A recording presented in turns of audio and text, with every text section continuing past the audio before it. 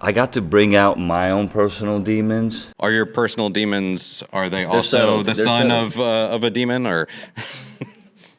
I can't say that. Can't say, oh, maybe.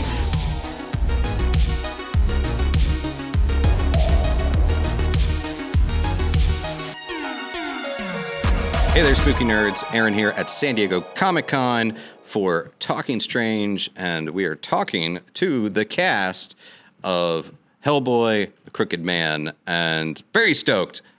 Love the trailer, love Hellboy, excited for this film. Jack, Hellboy himself, just out of curiosity, why did you think it was, why do you think it's a good time to bring Hellboy back to the big screen? I think it's a good time to bring him back anytime. I think it's one of the original characters, and I think people are always looking forward to a new spin on it, I think we did a good job at it, and I'm excited to see it. This is a little bit different from the Hellboys that we've seen on film before. One of the things that I really like about it is that we're not really seeing him in the BPRD based on the trailer anyhow. This is like he is on his solo travels and then picks up folks along the way.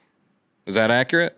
Yeah, that's semi-accurate, I would say, right? I mean, I feel like we're on a mission. I'm like a rookie BPRD agent, and we're on a job, and that job goes rogue, and then we pick up people along the way. All right, well, Adeline, tell us a little bit about Bobby Joe, because this is a new character that was not in the Crooked Man source material. Yes, so Bobby Joe Song is a new character. She's a rookie BPRD agent that works with Hellboy. They go on trips, and it's her first time kind of falling into some field work along the way. And Jeff, for folks that may not know the comics or haven't seen your spin on this character of Tom, tell us a little bit about him. Yeah, Tom Farrell's a young man in Appalachia who's sort of been on a long journey. When he was a young guy, he sold his soul to the devil in exchange for a magic bone, a magic cat bone that's protected him ever since.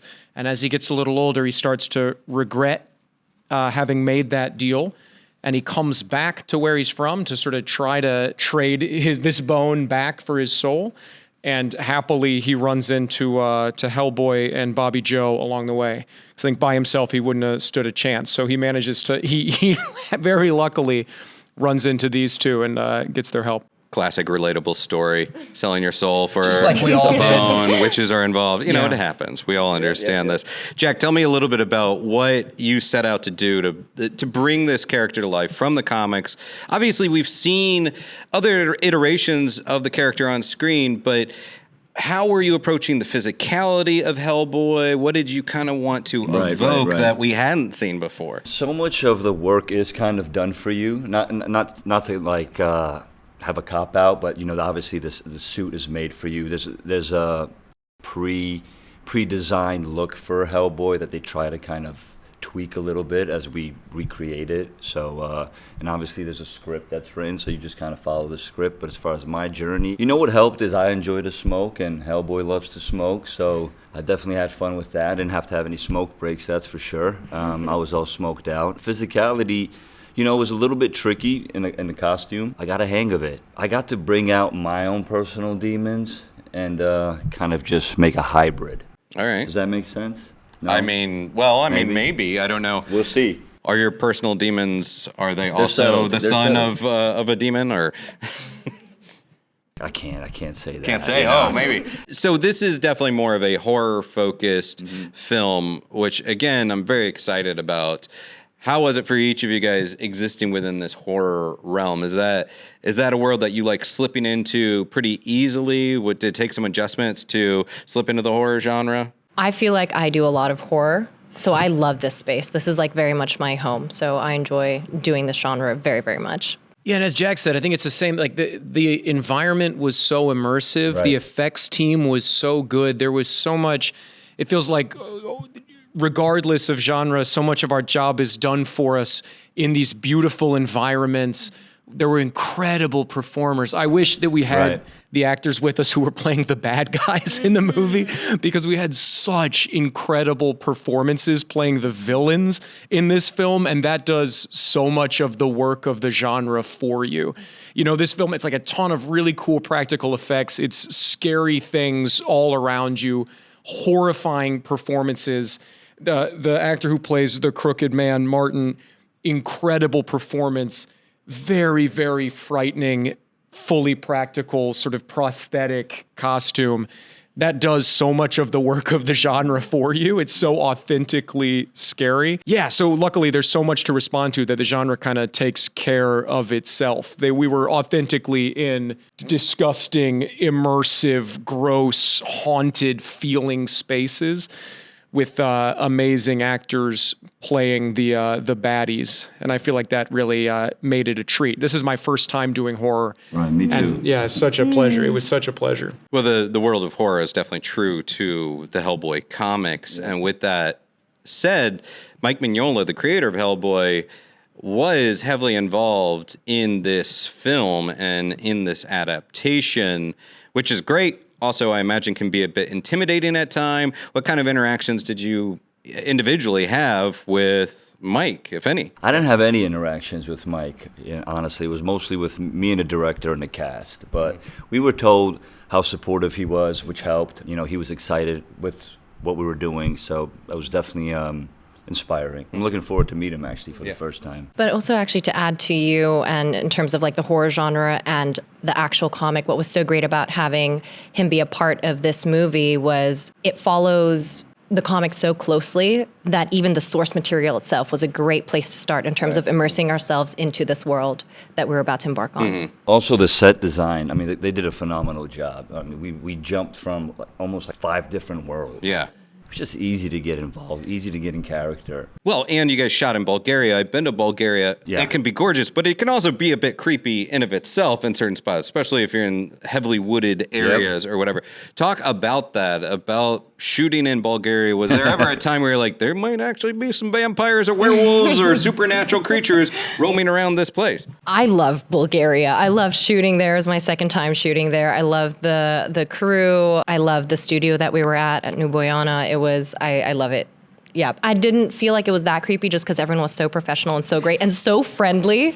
They're so friendly. Maybe the locations and the way that the set was designed, sure. Yeah, there was this incredible practical sort of haunted mansion location that was in like downtown Sofia, the capital of Bulgaria.